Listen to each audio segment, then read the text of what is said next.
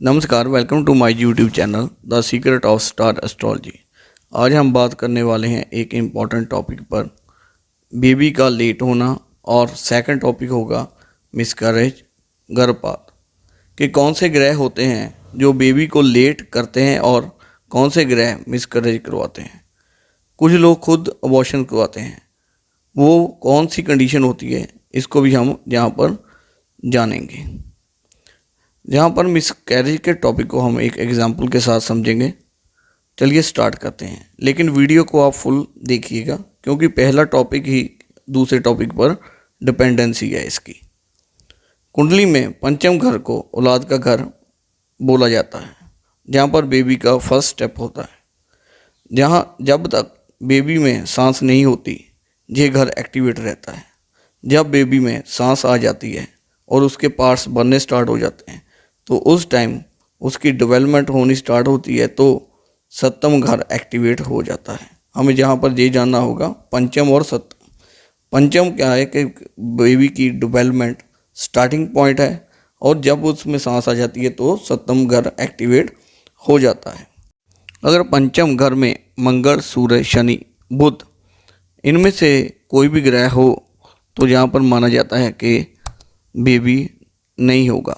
लेकिन इसकी एक कंडीशन और भी है कि इस घर पर इस ग्रह के साथ अगर कोई पापी ग्रह की दृष्टि है तो हम इस कंडीशन को मानेंगे। जैसे राहु और केतु, अगर राहु का संबंध भी पंचम के साथ बन रहा है और साथ में मंगल का और सूरज का बन रहा है, तो यहाँ पर बेबी नहीं होता। अगर मंगल और सूरज पंचम घर में हैं, तो अगर कोई शुभ ग्रह की दृष्टि साथ में हो तो यहाँ पर क्या है, बेबी तो ज़रूर होता है लेकिन लेट होता है।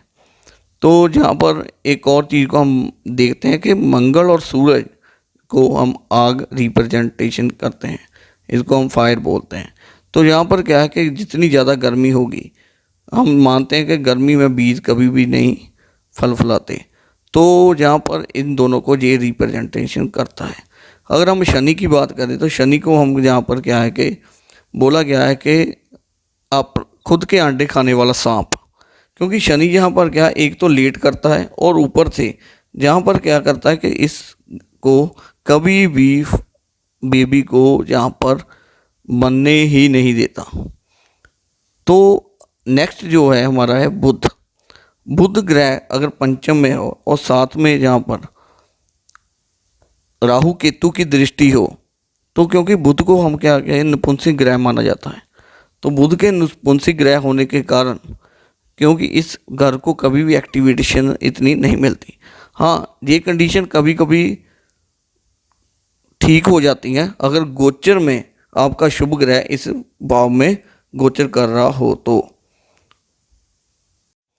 अब हम बात करते हैं हमारे नेक्स्ट टॉपिक की, जिसको हम बोलते हैं कि मिसकैरेज और अबॉर्शन।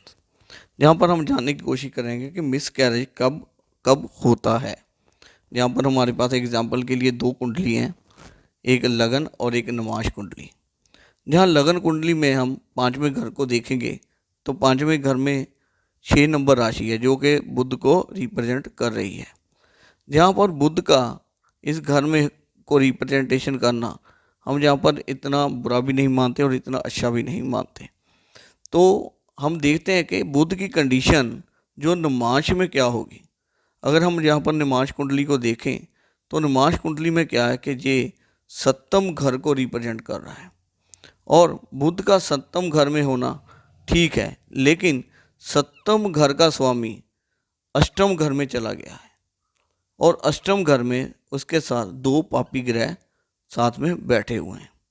यहाँ पर हम ये अनुमान लगा सकते हैं कि अगर ऐसी कंडीशन हो तो इस लेडी का 2 बार अबॉर्शन या मिसकैरेज होने के चांसेस होते हैं। अगर यही कंडीशन में अगर शुक्र गोचर में पंचम घर में आ जाए तो इंसान खुद अबॉर्शंस करवाता है। तो उम्मीद है कि आप लोगों को ये टॉपिक समझ आ गया होगा। अगर समझ आ गया तो इसको ज़्यादा से ज़्यादा शेयर कीजिए, लाइक कीजिए। Thank you.